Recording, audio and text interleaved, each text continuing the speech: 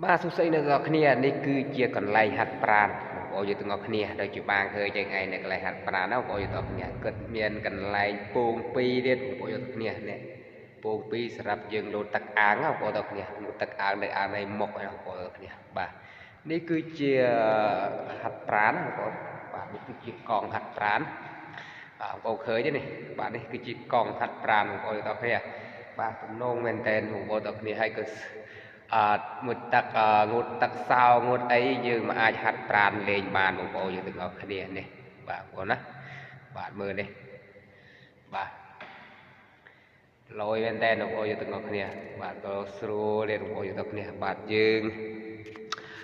ងូតទឹកងូតអីរួចរាល់យើងចាប់ផ្ដើមមកហាត់ប្រាណនៅកន្លែងនេះហើយក្នុងនោះគឺជាស្រះទឹកនៅខាងក្រៅបងប្អូនយើងទាំងអស់គ្នាស្រះទឹកខាងក្រៅបាទឃើញទេនោះបាទស្រះទឹកខាងក្រៅបងប្អូនទាំងអស់គ្នាបាទនេះគឺជាកន្លែងគេហាត់ប្រាណបងប្អូនទាំងអស់គ្នាកន្លែងគេហាត់ប្រាណណាបងប្អូនបាទបាទមិនធម្មតាទេមានកន្លែងងូតទឹកហើយមានកន្លែងហាត់ប្រាណទៀតបងប្អូនយើងទាំងអស់គ្នាតែបងប្អូនយើងណាដែលគាត់ចង់មកងូតទឹកងូតអីបងប្អូនទាំងអស់គ្នាមានកន្លែងហាត់ប្រាណមានកន្លែងអីបាទសេទៀតបងប្អូនយើងទាំងអស់គ្នាមើលនេះបាទឃើញទេបាទទំនងគេដែរណាបងប្អូនទាំងអស់គ្នាបាទស្រួលយ៉ាងដែរបងប្អូនទាំងគ្នាកន្លែងគេហាត់ប្រាណមានកន្លែងគេងូតទឹកបាទនៅកន្លែងគេងូតទឹកខាងនោះបាទចំណែកនៅខាងអាគារខាងនោះគឺជាអាគារដែលគេបន្លែភ្ញៀវកន្លែងអីដែល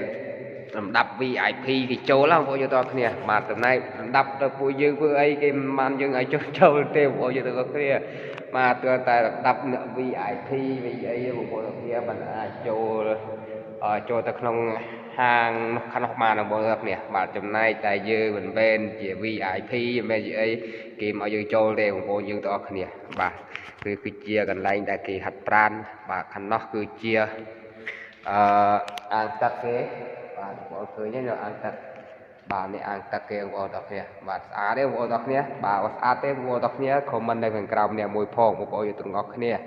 បាទបើពេញចិត្តវីដេអូមួយនេះទេបាទអ្នកទាំងគ្នាកុំភ្លេចបាទអ្នកទាំងគ្នាណាបាទជួយខមមិននៅខាងក្រោមវីដេអូរបស់ខ្ញុំម្នាក់មួយផងបងប្អូនទាំងគ្នាបាទដើម្បីទទួលបានវីដេអូថ្មីៗពីខ្ញុំបាទទាំងអស់គ្នាតែម្ដងបងប្អូនទាំងគ្នាណាបាទ